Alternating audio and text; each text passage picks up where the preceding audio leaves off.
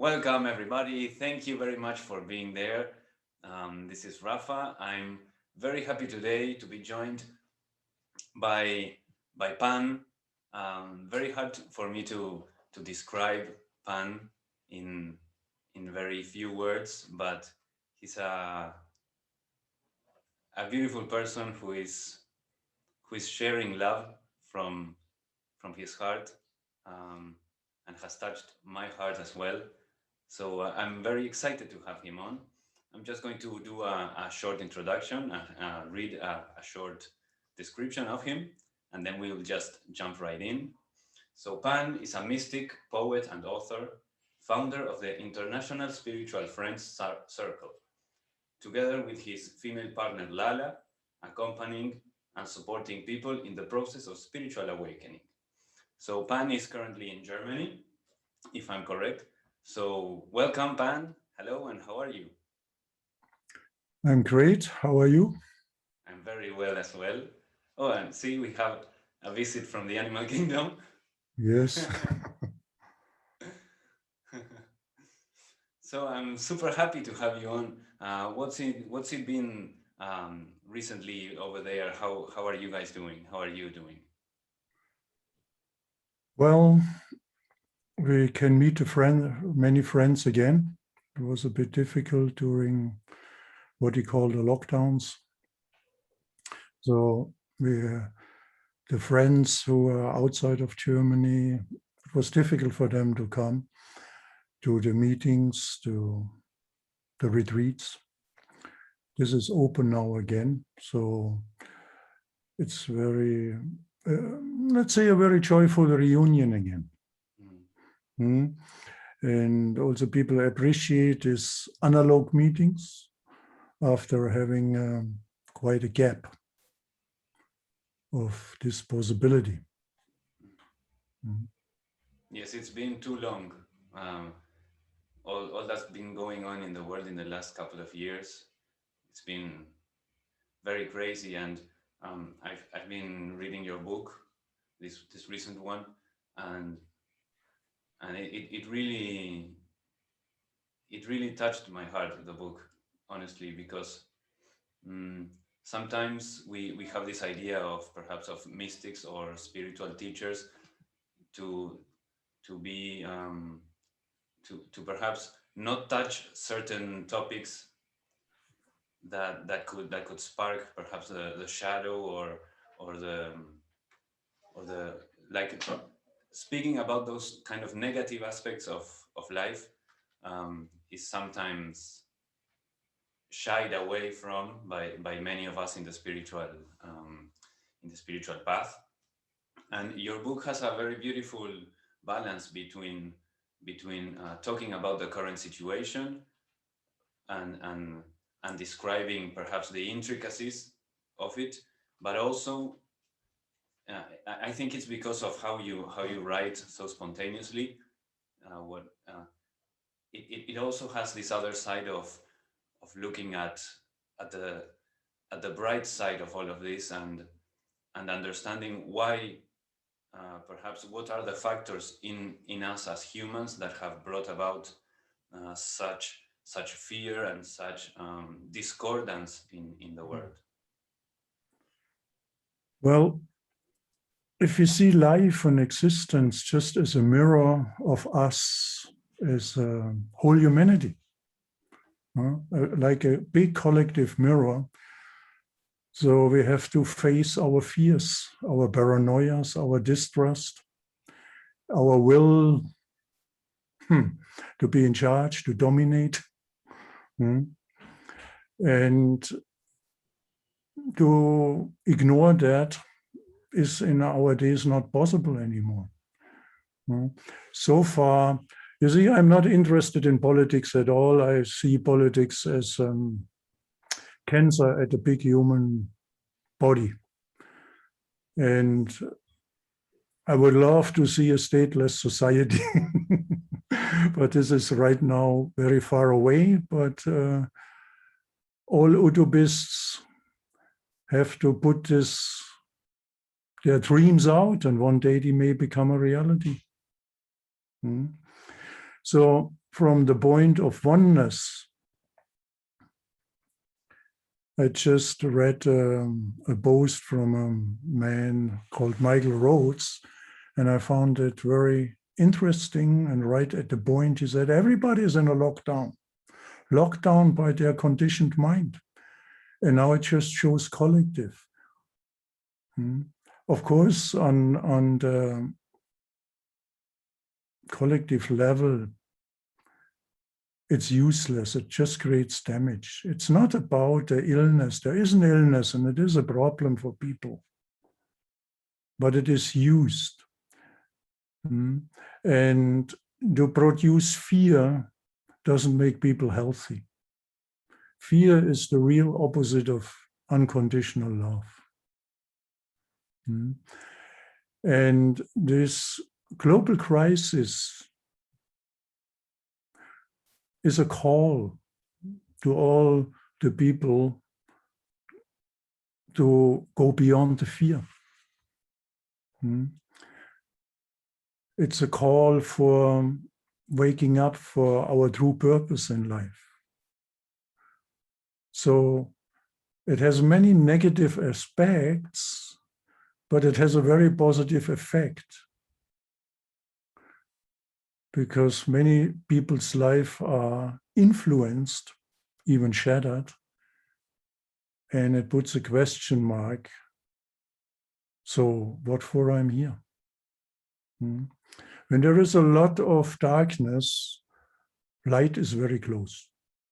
As they say, when the darkness is the deepest, the morning is the closest. And the way I see it and feel it, we are it's a global culture. And it needs to change. And before something changes, it comes to strange peaks. It has to come to very hilarious, very strange happenings before the old goes and the new can come. There is a strange period. And that is not new on this planet. So many civilizations have existed already, but they were local. So when they went down, that was a local affair. This time is different. We are a global civilization. And a change in a global civilization is a drastic happening. And I'm very optimistic that it only can, something much more beautiful can arise. The new normal is quite abnormal, and the old normal was not really normal. So it's a challenge to us all. Each individual who changes from the fear in the mind to the trust in the heart contributes to that needed change on this planet. So we may have different points of view, different approaches, but one thing we all have in common: we all want to live a happy life. And nobody on this planet can say, I want to have an unhappy life. But a happy life does not depend on the environment. It depends on our inner environment. So, as Gandhi said, you have to be the change you want to see in the world. So, the challenge is on us to be the change we would like to see, we would like to live. So, since the current politics in the world influencing everybody, so one cannot overlook it. And there are negative things happening, and to ignore them is to agree with them. I like a saying of, I think it was from a woman, I forgot her name, is that, look, I like your soul, I love your being, but I do not like your actions. And there are actions who are from very powerful people who are doing harm to millions of innocent people. And I cannot keep silent to that. as long as we have the right of free speech, we should also use it. And even when it is get difficult, the truth cannot be ignored. No? And that's not to feed the negative. If there is something strange, I think it's natural to say, but you see, to my subjective feeling, this is strange. This is not correct. Repressing people, dominating them, giving them fear, give the whole world, put them into fear, want to vaccinate children. I cannot say, yes, this is a good idea. Yeah, especially with things who are, we know nothing about it. Actions coming out of paranoia and fear cannot be very intelligent. But every individual has to see and feel for him or herself. I can only recommend one thing: trust your intuition. Deep down in your heart, in your soul, you have to, you know what is the right thing or the good thing for you to do. You have to know it. After all, everybody is him or herself responsible for their well-being. So from the spiritual point of view, this crisis is the dying of an old culture, of an old civilization, what needs to give birth for something new on this planet, what we maybe only see now, the first rays of light arising. But in that sense, I'm absolutely positive about the whole happening. And I also always tell the friends, don't blame anybody, don't hate the leaders. They are just lost in their own fear and darkness. They need a lot of blessings. They are also just human beings who suffer in their unconscious state. So there is nobody to blame. It just mirrors the collective state of the Homo sapiens. And I see myself also as humanity. So if I can change, humanity can change.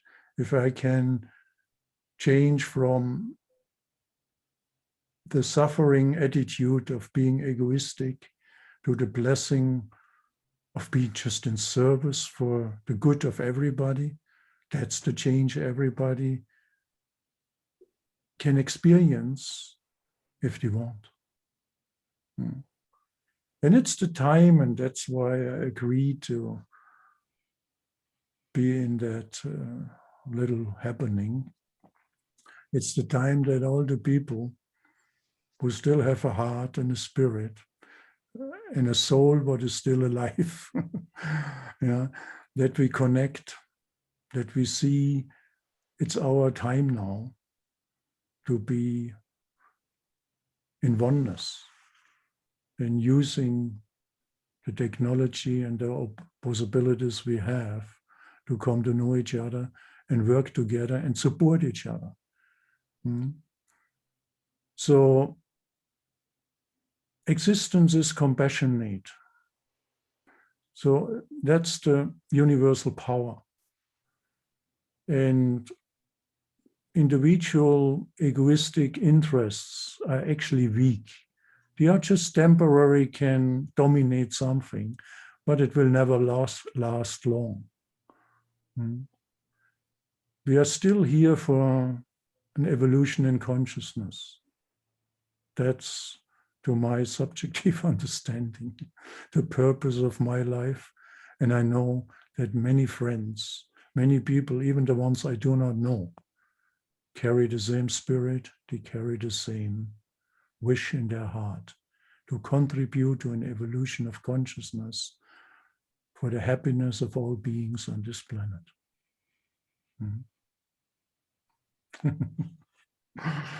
Yeah. Yes, thank you. That is so beautiful. I really think, first of all, that you were mentioning those who are perhaps taking certain steps into the, into control, and who are living in so much fear themselves, and in such pain inside their hearts that they need to control the entire Yes. planet or the entire civilization. At the same time, that puts, I think, a kind of responsibility on ourselves to learn how to put certain limits to that. Like, I think you said that they can.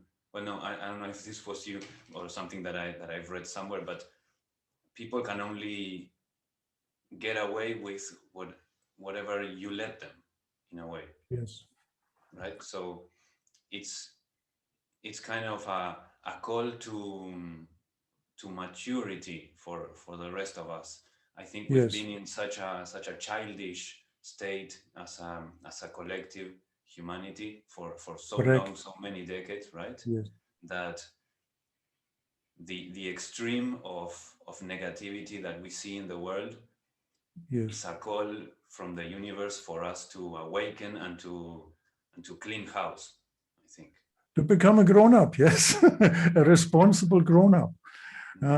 The childish state, the psychological child, or the not updated subconscious child, what does it want? Security, that somebody takes care of me, that somebody takes the responsibility, and then I give it up. And then, of course, people come and says, "Okay, I take that job," and yeah, and then we vote for them. Mm. Mm. Yeah, we vote for the people who then dominate us, and then we complain. As long as we are not, as a collective, grow up and say, "I'm responsible. I take care of my environment because I can feel it. I'm part of it." As long as we give away the responsibility, we give away our freedom. Freedom means I'm responsible for everything what happens around me, and in a way also responsible for what happens in the world, because it's a mirror of us.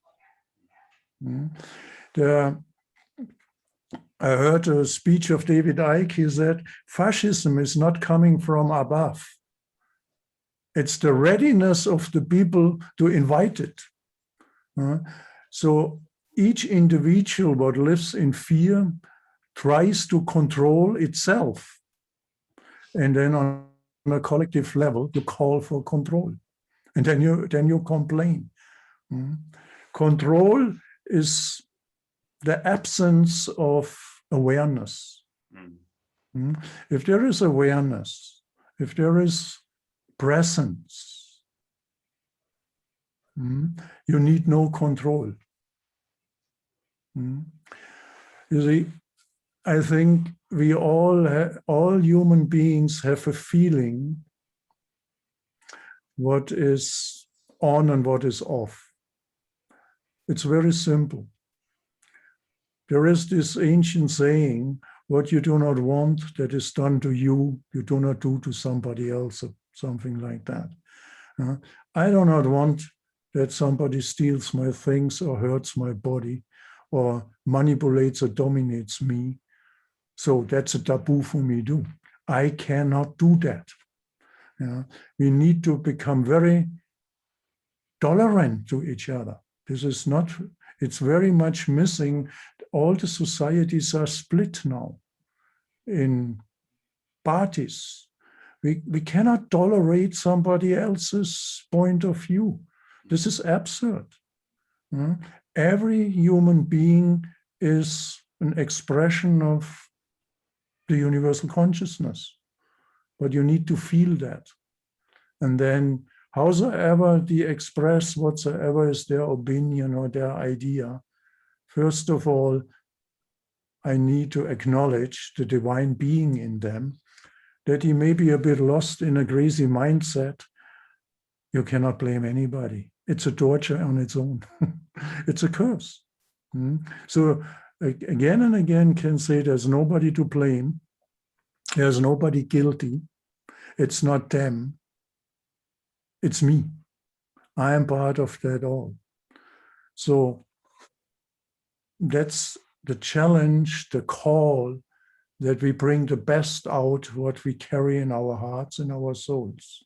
It's the call to be a responsible grown-up and not giving away the responsibility to people who actually take no responsibility at all. You know, all the strange things the people in power did so far in history, they could go away with it. You know, you're the minister of something, for example, you fuck it up big time, waste a lot of people's tax money, then you resign, get your pension, and you're not responsible. Such a system is absurd. Yeah. And we allow that. We, the people, allowed that to happen. And what this civilization has lost is the spirit, the connection to the all, the humbleness, the appreciation for life. We became very rational, super rational. And any civilization in history who lost the spirit disappeared. And it was always the same mistake. Power trips, misuse of land and water, cutting down the forests, growing too fast, and disappearing. It's really a question, when do we learn? Do we have to repeat the same mistakes again and again? And now on a global scale, that's just a bigger dimension. What happens locally in the past happens globally. And as long as an individual does not feel, I'm a tree, I'm a rock, I'm a plant, I'm an animal, I'm a human, I'm that all, we cannot have respect of it. That's the whole spirit.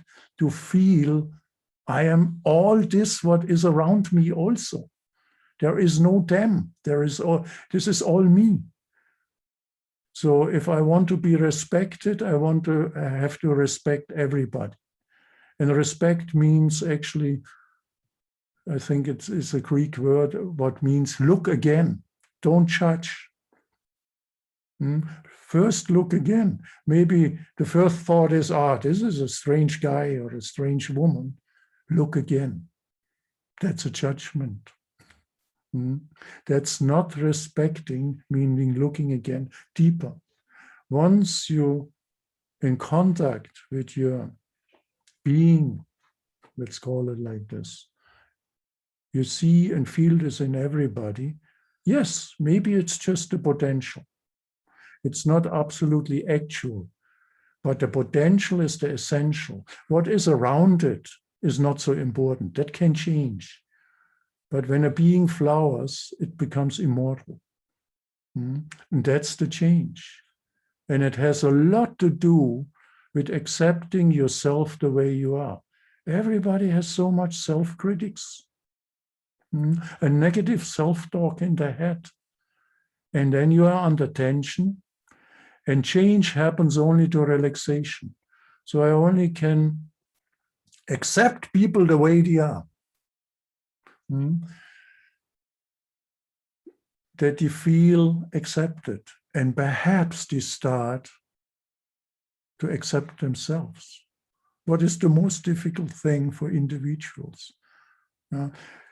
We are having such a negative picture of ourselves. It's because we became educated like this. And again, nobody is guilty. That goes very far back. We are told that we are not perfect. But in essence, we are perfect. We all carry the Buddha nature. But we programmed, you're imperfect. You should be like this or like that. And then we adopt that. And then we cannot relax, then we live under tension. And then we get confused. And confused people want to have somebody who tells them what is right, what is wrong, what to do and what not to do. and then you can get misled. You can never tell anybody what to do. You can only suggest, to my point of view, it's like this, but look for yourself. We need no leaders. As long as we are childish, we want leaders. If it's not the parents, then it's a person in the sky, a God who has to take care of us. That only shows our childishness. And that, of course, hurts to admit, my God, I'm not a grown-up. But to admit it is the first step to become a grown-up. I can only repeat it again and again. Freedom means responsibility. Don't give it in the hands of crazy people. They take no responsibility. They just exploit you. So how is it going in Uruguay? You have winter, so people, is there the same happening with the whole Corona hype? Well, first of all, thank you so much for all the reflections. I think it's super important, all the things you said. I'm taking notes constantly. And yes, here in Uruguay, I don't know, it started pretty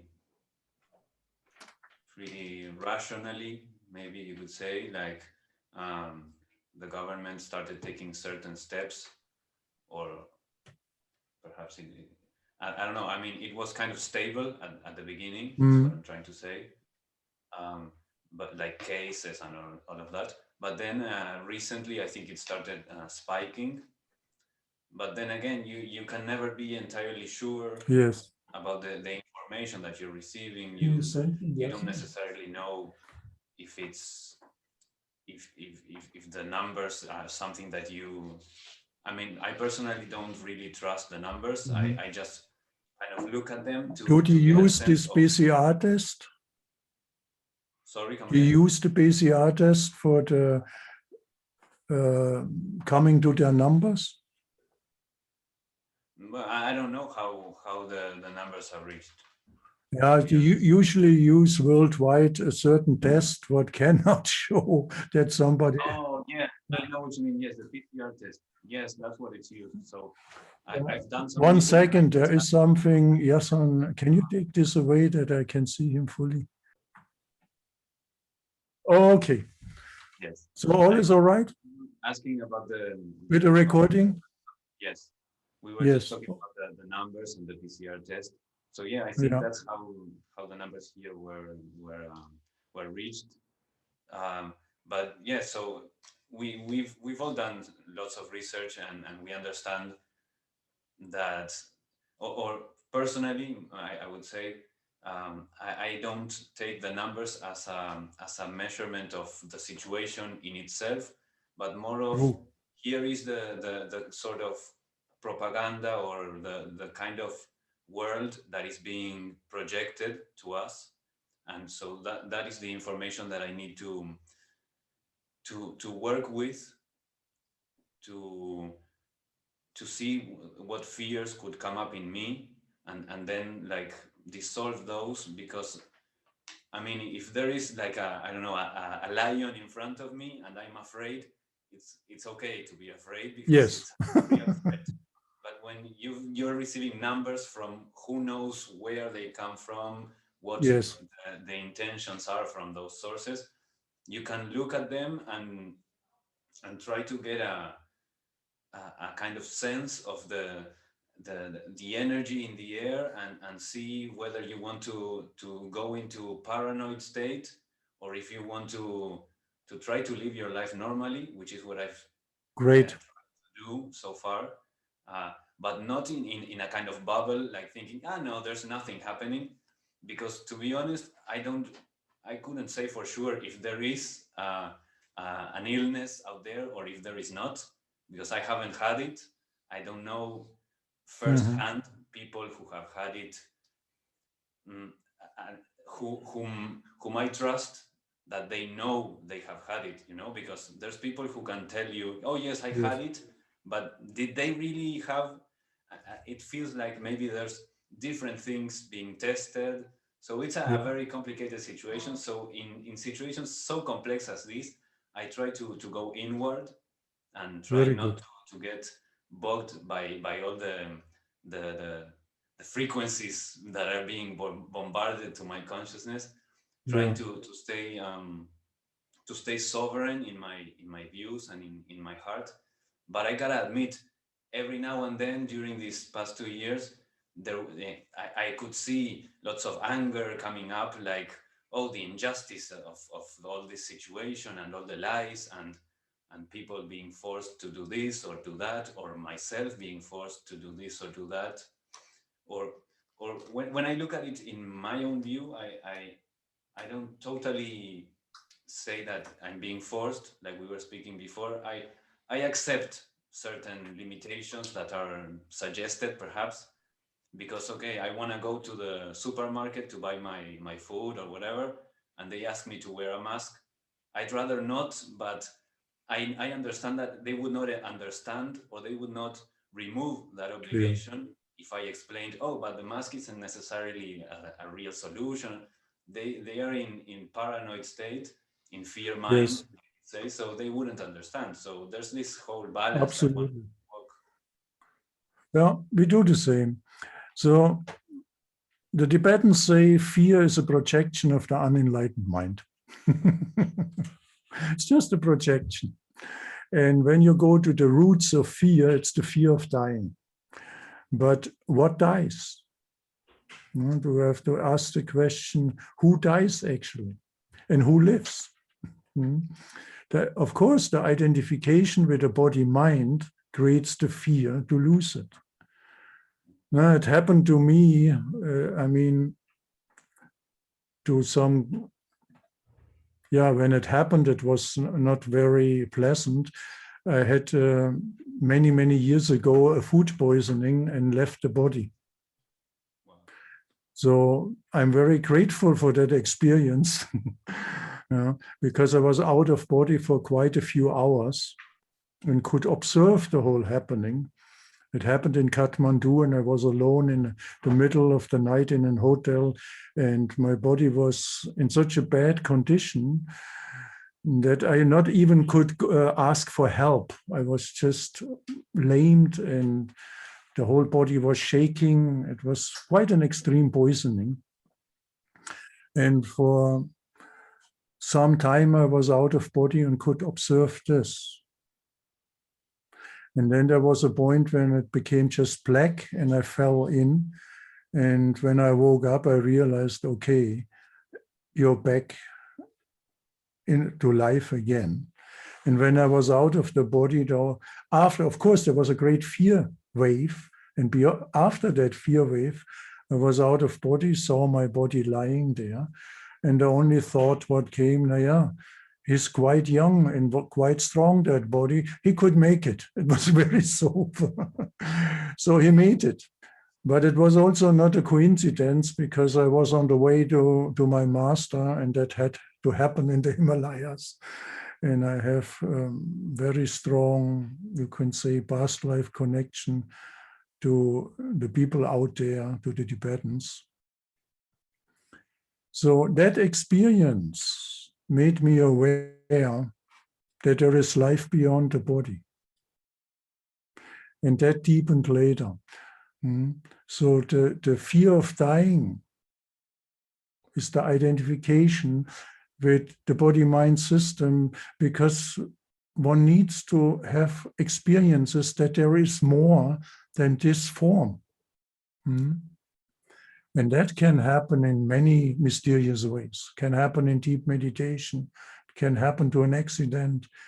And it's also remarkable that in our time, since medical science has developed immensely, has expanded into realms where they can do almost little miracles. And so many people are brought back from a death experience. They call it a near-death experiences. And it is remarkable that we get all this information to these people is not the end. It's just a change of dimension. And if that basic fear is no more there, nobody can give you fear. It's not that you, of course, you can feel fear as a sensation, as a phenomenon. That's humanly possible, so we can experience this. But if there is an awareness, a consciousness, yeah, wait a minute, where is the lion, as you said it? It's not there. So it's a projection. Relax again. Situation where we really need to feel, where it would be natural to feel fear is in our civilization very, very rare. If there is an earthquake and you feel fear, that's a natural happening. It's needed. But if we look into the fear phenomenon, it blocks certain ways of, you cannot think soberly anymore. It lames you. And in the fear situation, when a body-mind system is under fear, it taps in the emergency, the survival mode. So what happens in our body is then our brain takes away energy from our immune system. It bundles the energy that we are ready to flight or fight. And that happens automatically, also when the fear is just projected. So that's why it's very dangerous and completely irresponsible, of course, out of unconsciousness, to put the entire world into a fear state that makes them even more ill. Science knows how we function, but to put people into the fear state, then they are willing to do things they normally wouldn't do. So it's very important to face our fears and realize to 90.9%, they are just projections. They have no reality. And it is just a phenomenon. You get cold sweat. You maybe get weak knees.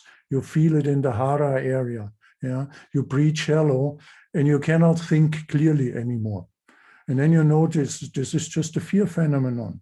And then do a reality check. Is there something dangerous for this body-mind system right now? No. And of course, when you have deep down already an experience that your spirit is immortal, then these phenomenons rarely happen. Then you see it is just in the first place, fear is a thought. If I accept that thought as the reality, I believe in it, it enters my system, and then I'm in the grip of it. So you're completely right. You have to check into yourself. Okay, Rafa, what is the danger for you right now? Actually, none. I had a few friends who were diagnosed that they had COVID. It was like an unpleasant flu. They all survived, and there was nothing. Maybe I think two or three people, and I have a connection to about 100 people by now, quite personal. So to speak there of a pandemic is a bit far-fetched. Of course, there is an illness. But to use this to give the entire world fear is simply irresponsible. But it's also a good challenge for everybody. So what do you trust? Something in yourself or the media? The newspaper, who manipulate the numbers, because what is good news? Bad news. If in the news brings something very positive, creative, nobody's interested, this is an absurd situation. And how many beautiful, positive, creative things happen daily on this planet, but it is not reported. I remember that Osho once said, when a dog bites a man, this is not in the news. A man has to bite a dog and then it's news. All the absurdities are news. We have a very strange mindset globally seen.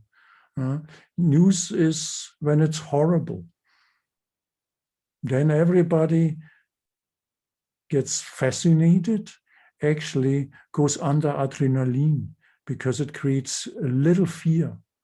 And the liberation, individual liberation, collective liberation, can only happen when we overcome our fear mind by facing the basic fear. And that's the fear that we have to leave this body. Yeah, but we are here only guests for a certain time. It's not that there is a body but took a spirit. Yeah? We are universal consciousness wanting to have the human experience, and that has crazy varieties. So here we are. To be clear about this, that you're just an expression of universal consciousness, what likes to have the human experience, because it's a field study of universal consciousness. It tries out everything and watches us in the same time. It allows everything, it has no limit.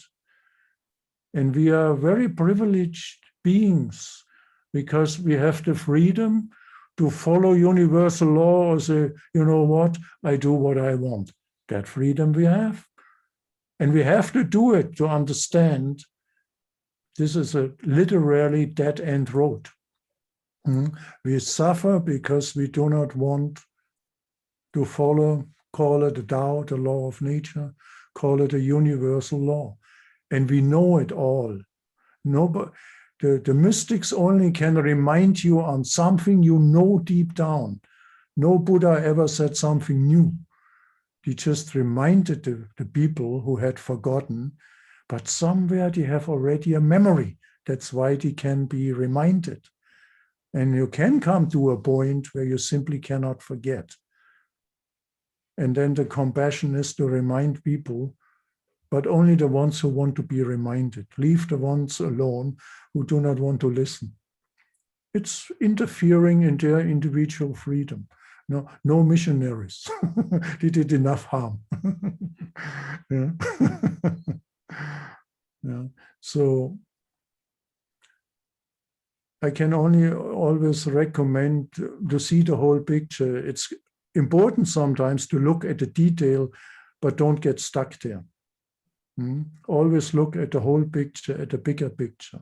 So nothing happens coincidentally on this planet. We are here to learn.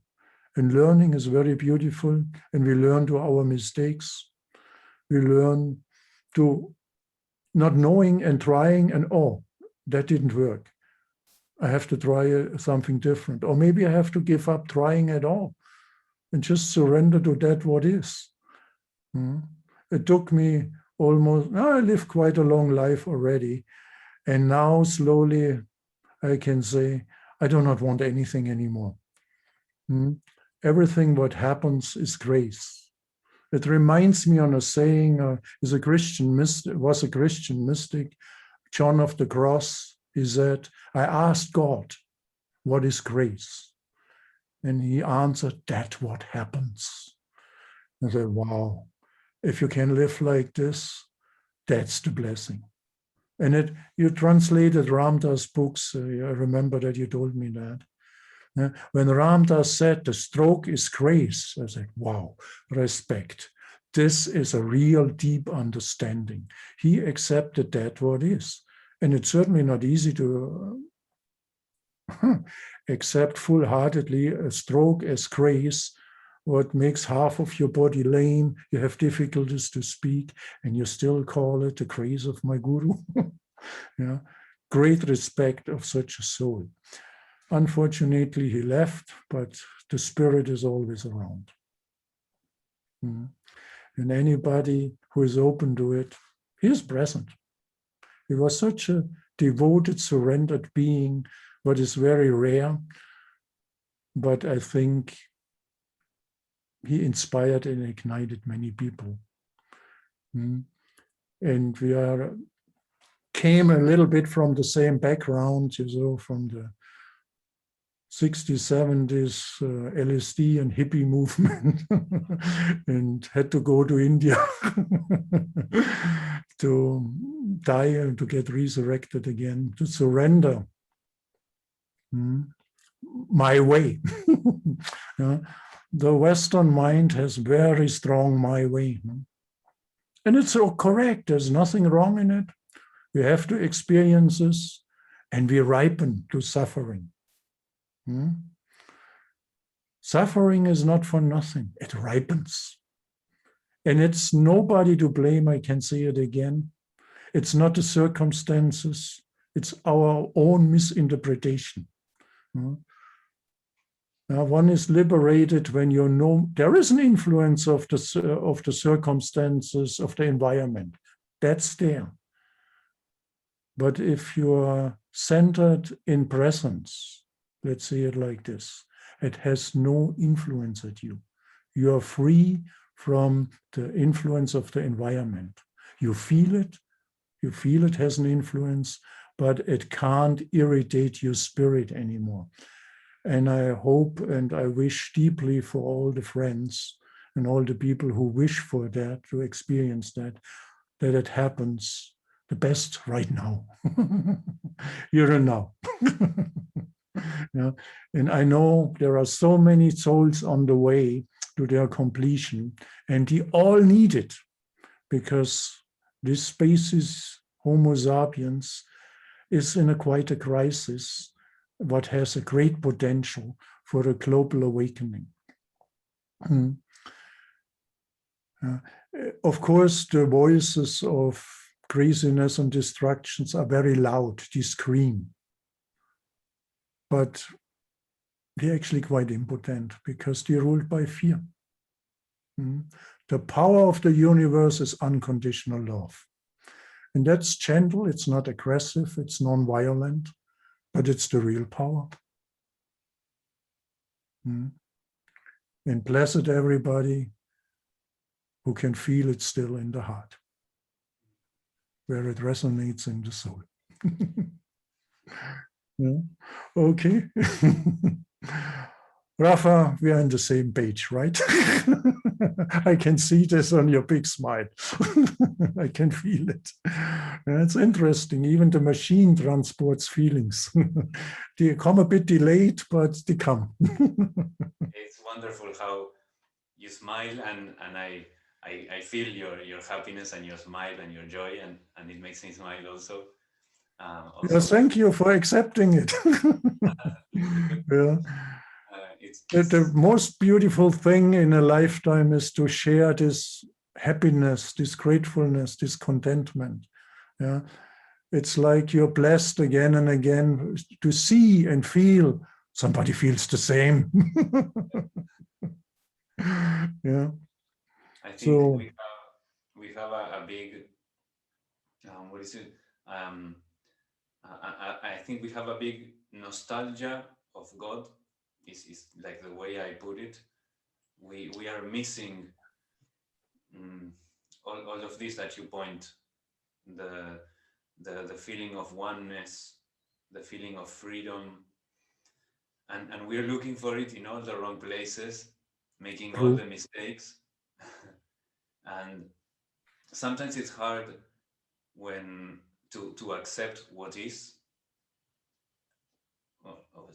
or it seems hard. In particular, recently for me, it's been like the sensations of the body.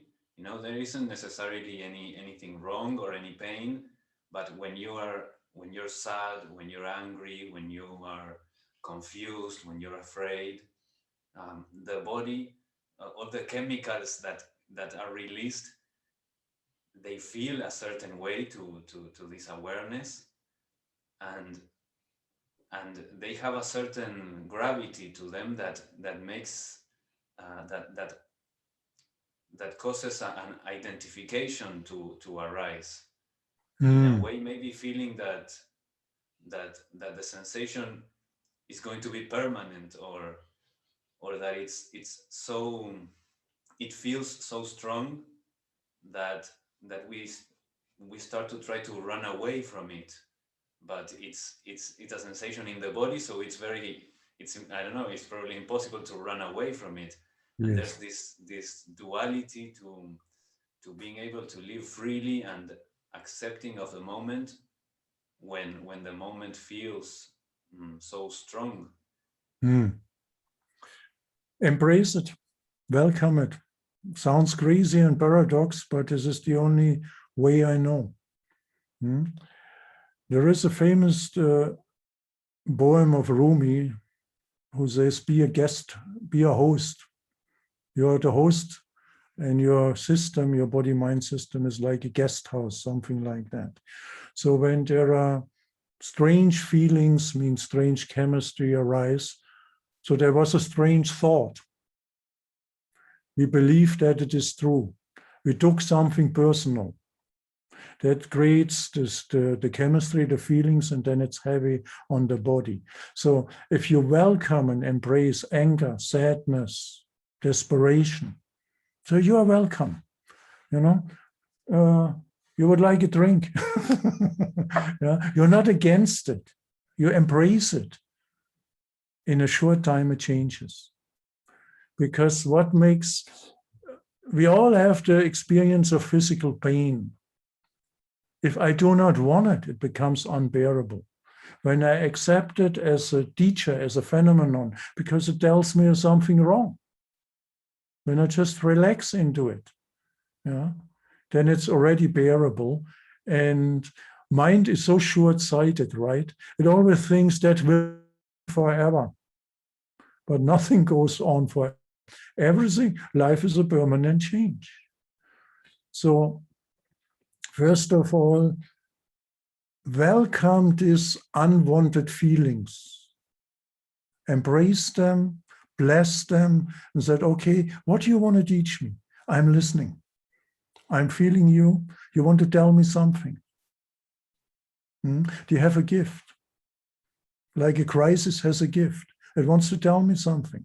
It gives me the opportunity to learn something deeper or wider, to expand in my understanding. And all what we accept full-heartedly starts to change. I know it's very difficult if you have physical problems, you have strange feelings, to say, oh, that's grace. And you might say, oh, fuck, this is not grace, that's a curse. And then it is a curse, because what I think and believe is my world. What did the Buddha say? We create our world to thinking. What I think and believe becomes my reality. Now imagine there is a gap in thoughts. There's no thinking, there's just presence. Then the reality becomes very transparent, very transcendental, very beautiful, psychedelic, mysterious. It becomes an incredible blessing. And then a thought travels to your brain. We need to learn the art of watching, to be just a witness. There is a thought, hello, and goodbye. And there's another one, oh, yeah, a beautiful thought.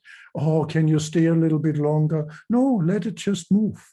A negative thought or not a beautiful thought. Oh, I do not want that. It starts immediately to rule me. To be just welcoming to whatsoever happens. You can, I think and feel that's to live an enlightened life, to be not against anything anymore. But still, you say what you have to say. When I say something about the current situation, what sounds like criticism, it's not that I'm against the situation. I accept the situation because it's there. I also have to go wear a mouth mask when I go in a public building in the surrounding. So I do it. But usually it slips and it hangs somewhere. And if nobody says anything, I smile. And some people then say, you also do not believe into that. So yes, you got it. But this is just a theater play. This is a current situation. This too will pass. And subjectively, I feel this is all nonsense, because to hide our faces, to keep distance, takes something away what is human. But this too will pass. So to embrace even the crisis starts to become an opportunity. To embrace angry feelings, it's energy. Rafa, in anger is so much energy. Yeah? If you say yes to it, it becomes creative. Or sadness. Sadness has such a depth. If you go to the bottom of sadness, there's actually nothing. There is a gate to the universe. That means you have deep human feelings. And I remember that Osho said, Buddha gave a definition for enlightenment. And the Buddha said, it's the 100% ability, capacity to feel deeply. So enlightenment is something very deeply human. We can feel very deeply. And our mind is just programmed to say bad feelings, not wanted. It cuts us off to feel deeply. Whatsoever you feel deeply changes. And more you become joyous because you reject nothing. And remember, we are universal consciousness, want to have the human experience for evolution in consciousness. So how can we reject anything of the human experience? Who I am to reject this and to judge it?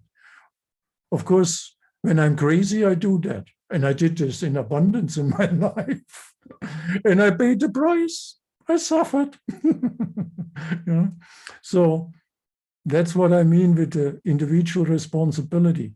If I have a bad day and I suffer and have physical problems, nobody is responsible except of me. What did I overlook? What was my mistake? Right? I live with friends in a commune.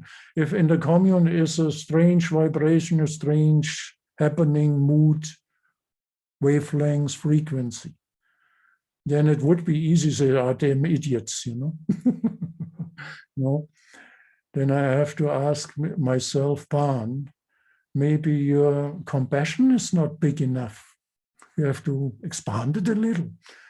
If there is something not going well in the commune, it's not their mistake. There's something I have to understand. It's my mistake. So it took me a long time to take this all back to me. And that's actually the key for change. The absolute acceptance of that what is, but still you have the right to say, but I'm not agreeing with it. If, for example, a country becomes more and more a dictatorship, what takes away the basic human rights, what is quite happening. I say I'm not agreeing. Of course, I accept it, but I'm not agreeing with it. I say this is not how people should be treated. Sorry, I have to accept it. I accept it. We have to learn something, but it doesn't mean I agree with fascism. So these are nuances, but still I'm accepting it. And I'm not fighting it. Fight is such an outdated concept because it creates just harm and heart pain, and it always comes back. The karmic play is really beautiful. It's a very simple thing. If you sow very strange seeds, don't complain if you harvest very strange crops. A thought, if we need to be aware of our thought, a thought is an electric impulse into the unified field. Then a feeling follows, it creates magnetism, it pulls this towards me. If I send aggressive, angry thoughts into the field, I have these feelings, I attract actually angry people. I call for them. If you change that, you just say, okay, there is an angry state. It's energy. And actually, why I'm angry? Which nonsense I believe in. I must have taken something very personal. So who is that person? Ramana Maharshi, the quest. Who am I? Is there somebody who can be angry? Yes, a concept I believe in. You see, we can have very angry concepts and they can take over.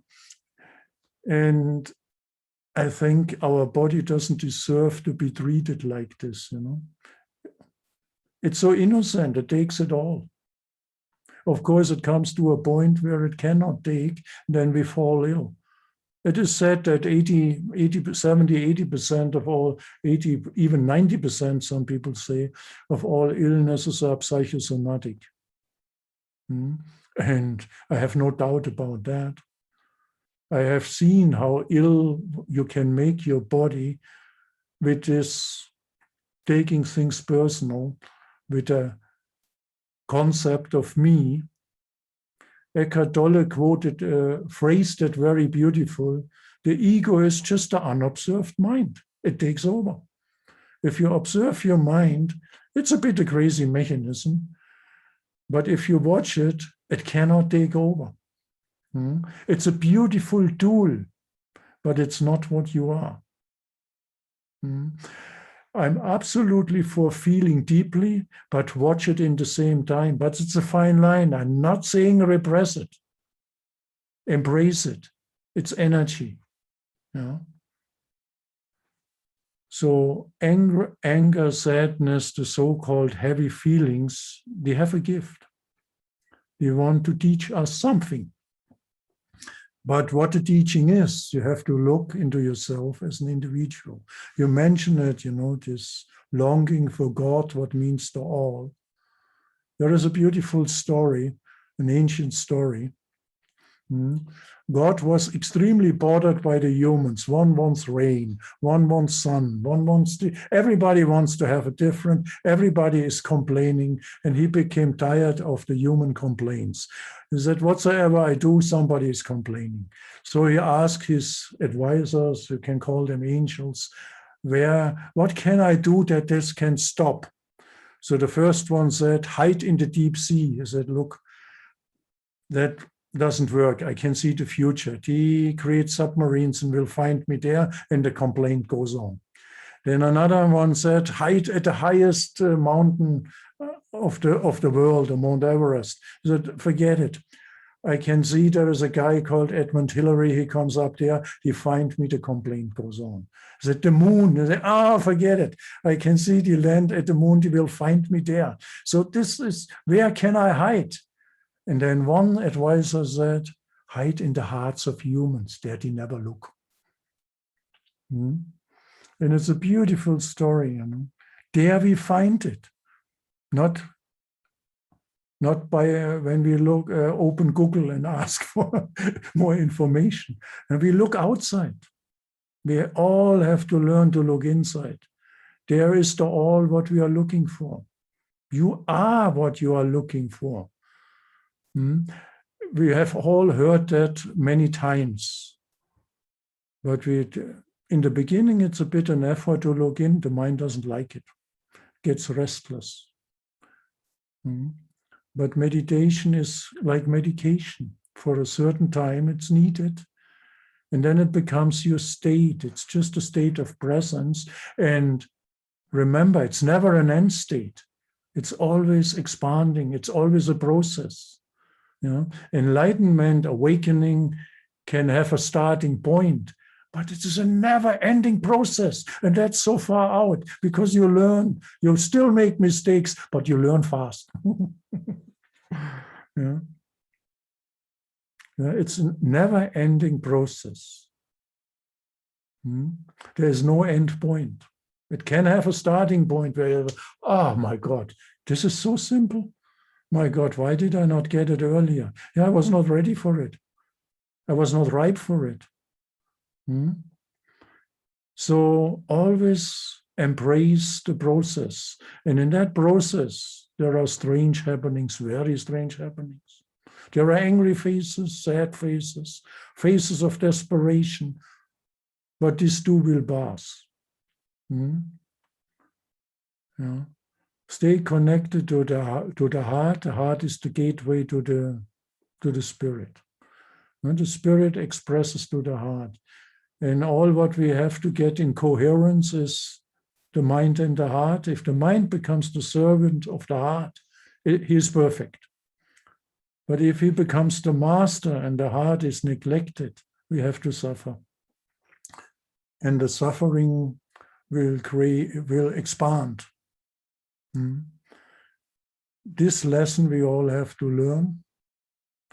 One can point at it. The experience is always individual.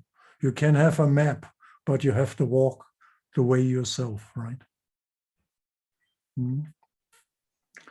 Okay, so embrace when you're angry. Enjoy it. Be really angry and say, "My God, what it wants to teach me? Why the hell I'm actually angry? What is the source?" And you find the good old, ancient, crazy concept. Actually, I am angry because I took something personal. It's a nasty concept, but we have to transcend it. That's why we are here. And forgive yourself. Please forgive yourself that for a moment you were unaware and took it personal. Say, okay, old fool, you did it again. But you can remember. Count your remembrance and not your forgetfulness. Otherwise, you get desperate. It's great that you can, and for example, people sometimes say, "My God, meditation, I always fall asleep." Say, yes, but you wake up again. You come back. Count that. You can come back. Yeah. I also pass out for a moment and say, "Oh, where you're going? Come back." We are not perfect. That's why the evolution in consciousness is possible. If we would be perfect, if the universe would be perfect, there is no evolution possible. So it always keeps a little imperfection to grow, to expand, to go to an evolution. It reminds me on the Zen masters who do the perfect painting, because they are masters. They are master painters. And then on intention, we put something in what is not perfect, because they say now it's in tune with the all. There must be something imperfect, otherwise it's a dead painting. It cannot grow. It is not alive. It's not real. And that's a great understanding. I have heard of musicians who say, "Look, I'm perfect on my instrument. I learn another one." Because now I just repeat. There is no growth in it anymore. I may be perfect at the saxophone, but now I try the violin. I start to begin again. Or as Roshi Suzuki said when he brought Zen to California, we appreciate a beginner's mind. We always at a beginner's mind. Don't become an expert. You are just dead. That means I'm always willing to learn, and I forgive myself also little unawarenesses. We are not perfect. For a moment, you take something personal. Anger arises, sadness arises. You feel not misunderstood, not loved. But this is all not real. It was just a thought, the good old I thought, who sneaked in and said, but this time it's real. And I was the fool who believed it, and I had to pay the price. And it's great. That's how I learn. So embrace everything. More I do not know. That's what I'm living. And it took me a long time to become quite good at it. Maybe here and there I also slip and say, "Okay, you old fool, hello, wake up, be here, be now, be love, be present, and forgive yourself that you're not perfect. I still can grow." The process is never ending. It has a beginning, but it has no end. And that's the beauty of being alive in the human experience. And I'm looking forward to go also sooner or later to move to the other dimension and explore that, the unknown. It reminds me on the story of Socrates, who could not wait that he bring him the poison. And his disciples said, "Are you crazy? Do you want to kill you?" He said, "No. Now I want to explore the unknown. How long does it take to mix a little poison?" Because he knew that his spirit is immortal. And he said, the body is old. These are so friendly people in Athens. They helped me out of it. We just have to remember this. We have to remember the source. We are here to remember. And we are very forgetful. But that's how the human experience is. We are here to forget and suffer, and to remember and be grateful that we can remember. The day you are grateful for everything what happens to you, you can only bless your life and all life. And you start to understand.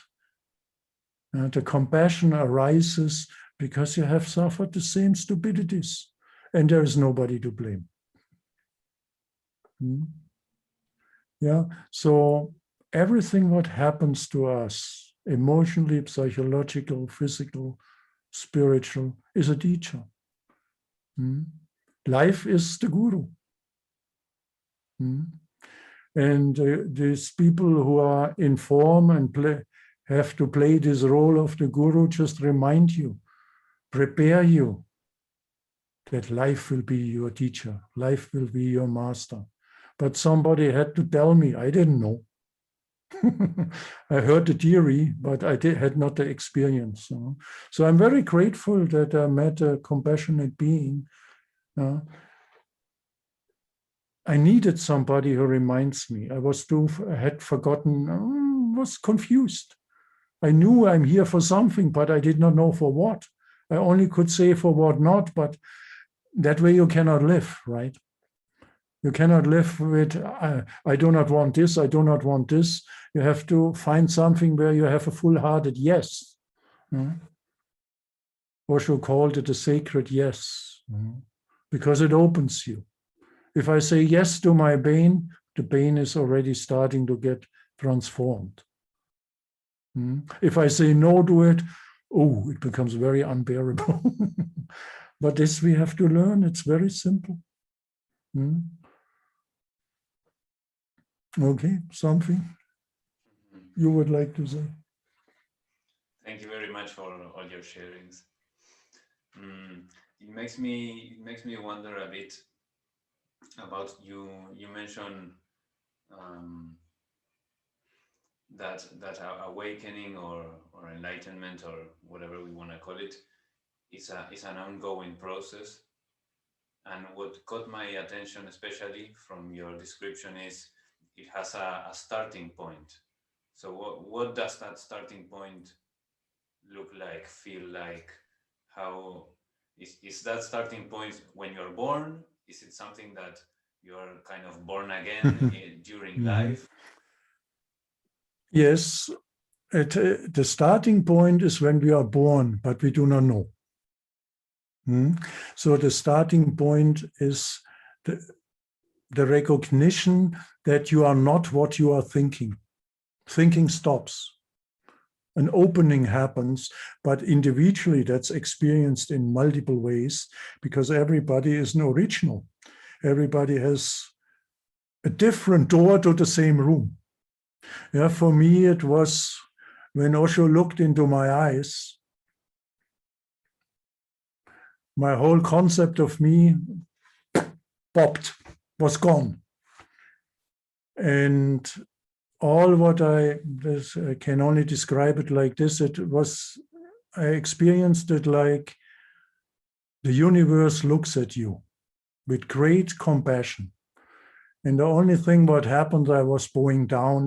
The bowing down happened. I didn't do it anymore. And then I knew unconditional love exists. It's not a fairy tale. I was for a certain time out of my personality. I fell back into it. And it was a process, but it was a moment of experiencing the reality where the experience and the experiencer started to vanish. It's unexplainable, but it's for everybody different. Can be you look at a sunrise or sunset and you have a moment of awakening. Everybody, literally everybody, has moments of awakenings, but we do not recognize it. The starting point is that there is something in you who recognizes it. And this you never can forget. That can be to another human being. Of course, if you meet an enlightened being, that's very strong transmissions, if you're open to it, if you're ripe for it. It can be, you look in the eyes of an animal, or you look at a flower, or you hear music, or you're in deep desperation suddenly forget that you are a person. It has enormous varieties where somebody can click, hey, I am a consciousness, what is non-personal. Consciousness is not personal. It appears in a person, but it is not the person. So it's a moment of a deep insight, you could say it like this. And it's very subjective. But you cannot doubt it anymore. Your mind cannot doubt there has something happened what is far beyond what I ever could imagine. Your being or your soul has a moment of remembrance. That's why I'm here. That's my destination. That's the path I have to walk on. Now I know for what I'm living. And this you never can forget. It can be a look. It was a silent look of a compassionate being. There was nothing said. I remember a story of a man, was a businessman in America when Meher Baba visited the US. And this businessman walked into a hotel, and that very moment the elevator opened, Meher Baba with his disciples came out, and he had an eye contact for a moment. And then the scene went on. And then this businessman said, I was never interested in spirituality. I had not even an idea that it exists. I was after business. But that look haunted me. I could never forget because I saw unconditional love without a doubt. I saw it and I felt it, and for a moment it overwhelmed me. You know what happened to that man? He became a disciple. He dropped his business, went to India, and he wrote in his book, this to me, had not the slightest interest. But that was a moment where his soul said, hey, that's it. Woke up. It can be anything where it starts. And it only has to start. However, to whatsoever circumstances, it cannot be reversed anymore. Once it has started, it moves. That's why I call it a process. To many people, it's to the grace of their guru. To many people, to Eckhart Tolle, he wanted to commit suicide. How many people commit suicide? Not many awaken at that point, but it can happen there too. Byron Katie, in complete desperation, something woke up. The ways of the souls are very mysterious. And when it sets in, you know it. Something has happened. And it has happened to you. That's why we have this conversation. So the process is irreversible. It has to move. Of course, you can support it immensely. It very much depends on you. You can speed it up and you can slow it down, but you cannot hinder it. That's the good news. Even if you try hard, you cannot reverse that. The soul has opened one eye, so the other one will follow. It's all in the process already.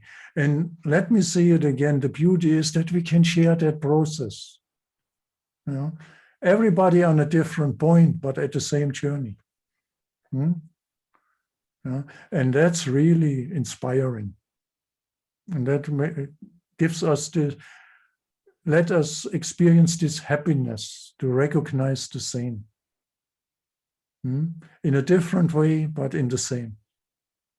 A different door, but the same room. Okay. So I don't know if you have a memory where you say, hey, there's something started. Clearly for me, something started when I met Osho. There were other points where something started, but it was blurred. It was not so crystal clear. But that was a very crystal clear moment. And that moment is still working. It never stopped. It's still unfolding. So you remember for you? Yes, for me it was through psychedelics. There was this, maybe you could call it an experience. I'm not sure. Again, words tend to fade when you try to describe these things.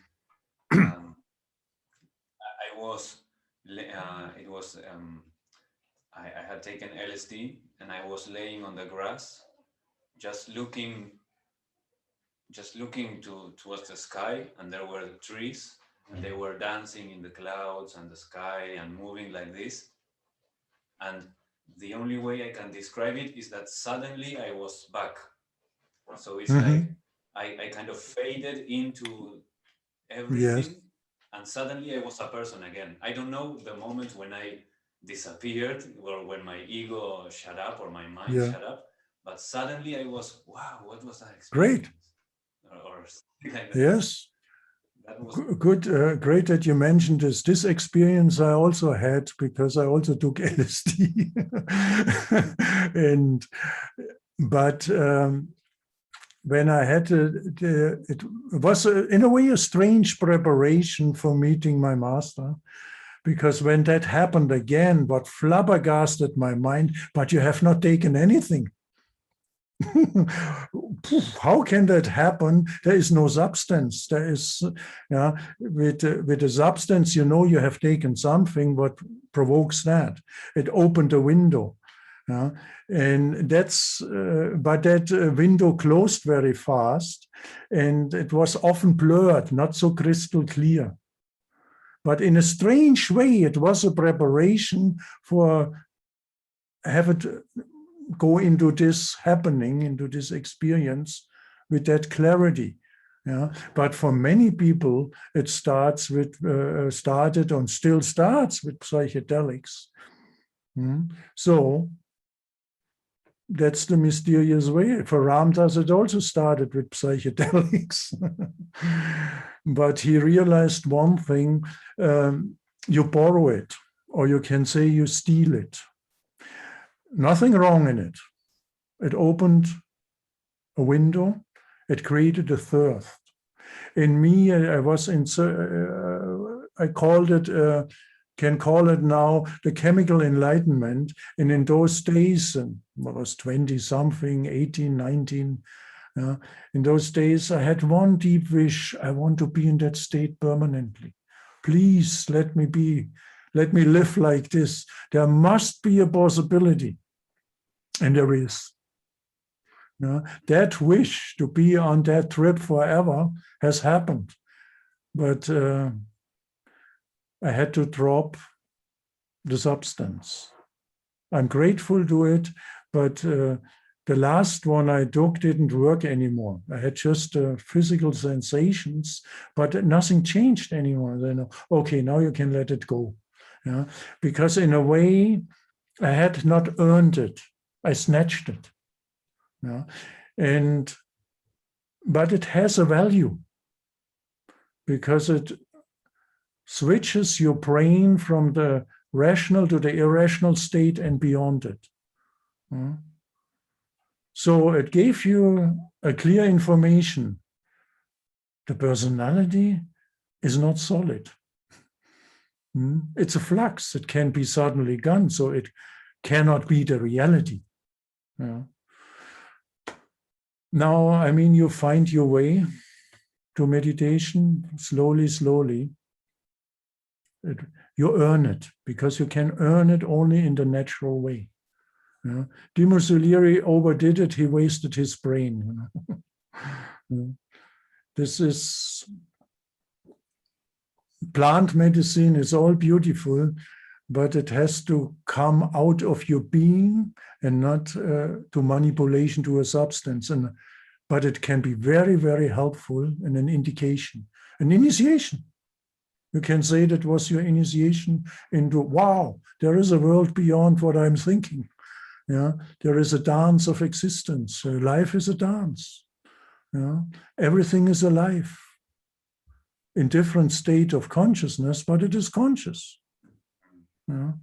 Oh, these are I remember many beautiful experiences and also some very fearful ones when my mind got so afraid and I was on such a horror. Yeah, it's a bit a risky thing. And if people want to experience this, I recommend somebody experienced who can guide it. I know also quite a few people who had very bad experiences and some never came back. It did damage to them. Right. Yeah. So under a good guidance, it can be a very positive, a very creative initiation. But I always recommend find your meditation, find the natural way. It opened you a door and a window, but you cannot steal it. You have to earn it. Yes, I think you are clear about that. For me, it was interesting that exactly the experience with LSD was like a flash of light. Yeah. Say. And then through meditation and other practices, yoga, I started to open that window or that door slowly. Right.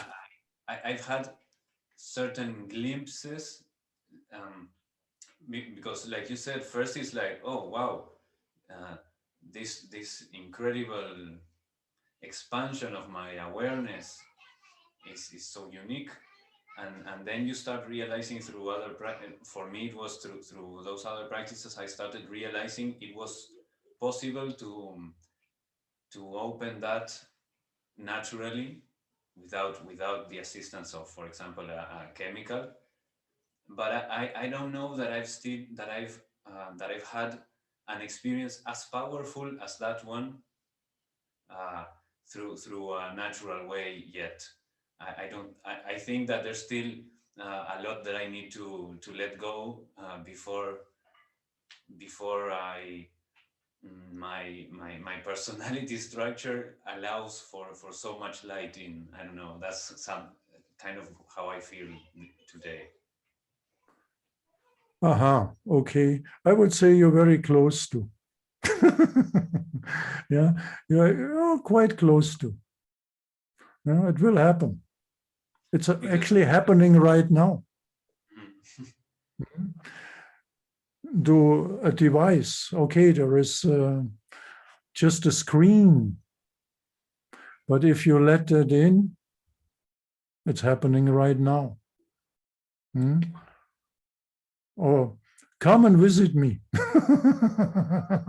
Yeah, in the direct meeting, of course, it's a bit more powerful. Yeah.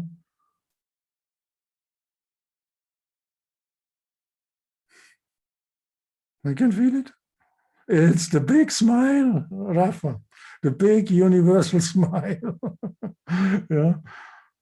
There's no difference between you and me. just a small one. You forget sometimes. And thank you to allow me to remind you, because to your allowance, I remind myself more. You see, the Buddha nature is like this. You're grateful to everyone who accepts it, that you can share it, because it grows, it expands, it processes more in you. And in you too. So we share the process. Huh? So it is all happening right now to the screen. Huh? Yeah. And I just see myself a bit younger with a black beard. Yeah. And we even have the same background, you know, we came the same way. And we also met, I think, 2 times. No? Mm-hmm. But there, I have to say, you are very much have changed. I remember the meetings, there were this open heart, there were these moments of you were completely present, and then the personality came in, and then you did not come anymore. But seeing you now, it has changed. Yeah, your personality is just an old coat. You cannot wear it long anymore. Has too many holes, you know. Throw it. Yeah, you have you start to understand it. The understanding happens. Hmm? Maybe find a way to come to Europe. You are absolutely welcome. Hmm? But maybe we can also meet like this again if you like. Yeah, I'm open to it. Yeah, but you're very much welcome. You see, I think we both have grown a lot. Let's share that. Yeah, you're still with your female partner. Yes, Yeah, she's right there. greetings and blessings to her. Yes. Okay. I have to say Hi. Hello. Great to see you. Wow. She has also the same smile already. Yeah. You still want to move to the countryside? yeah. Yeah. You have some possibilities or found some places? we are still thinking of different ideas, and well, there's fear, of course, of all such big change, and Yeah. and uh, and thoughts of, well, how are we going to actually make that happen? But there's also trust Yeah. that when it needs to happen, it's going to come about in a very miraculous way. Hmm. Nature is extremely supportive. If you live you're in Montevideo, right? Too many mind waves. Too many people producing a grid of crazy thoughts, you know. You need to go as often as you can, and the best is you can live there in a natural surrounding. It immensely enhances, supports to come back to your natural state, to remember it. Nature is such a great blessing. You know, if you go out of the door and there is nature. Nature is sane. It's the Tao very pure. And we can learn everything just from nature. And cities are a mind creation. The human mind has created these cities. They have their own beauty, but they are actually too crazy. And you are too dependent also. No? When something collapses, the supply lines and so on, in a city, you are in a very strange situation. Since we live here in the countryside, we have good connections to the farmers. We help them. We grow also a lot of stuff ourselves. We are not become as independent as you can, because the shift, you see, this change of this global civilization, what has become very unnatural, to become a bit more natural again. We have to go to the birth banks, and this is a strange phase. And if you're out of the cities where it can go extremely crazy, it's very supportive for supporting your finding inner peace, peace of mind, simplicity again, and the experience of nature is our friend, not our enemy. This planet is a big being. We have forgotten it. It is friendly to us when we are friendly to it. It also wants to live. And we make the life of Mother Earth not extremely easy. No? So to go back to nature can remind us daily, hello, this is our mother. It nourishes us, it cares for us, but we need to return it.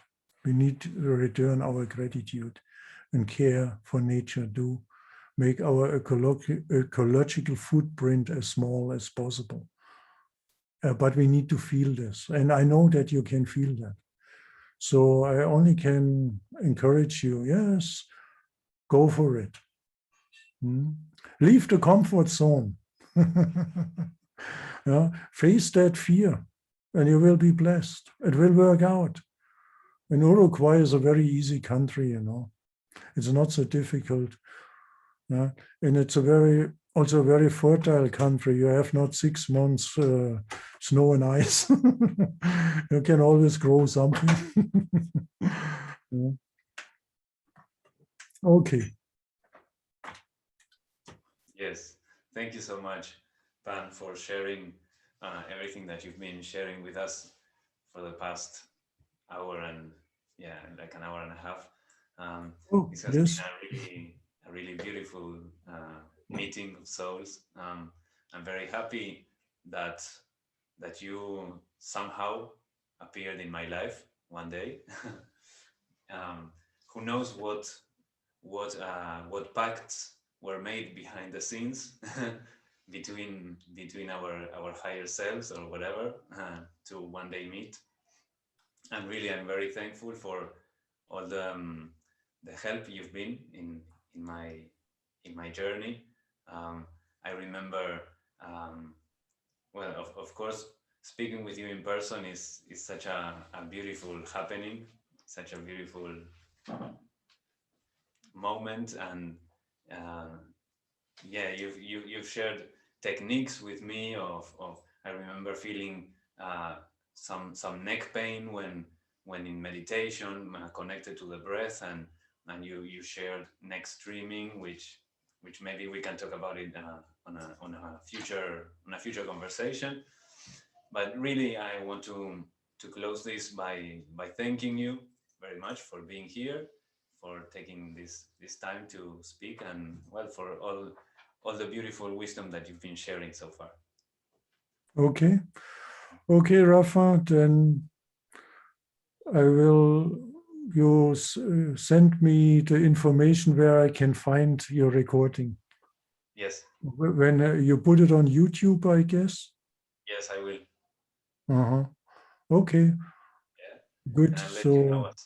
So I can, because many friends are curious, so I can pass it on, they can watch it.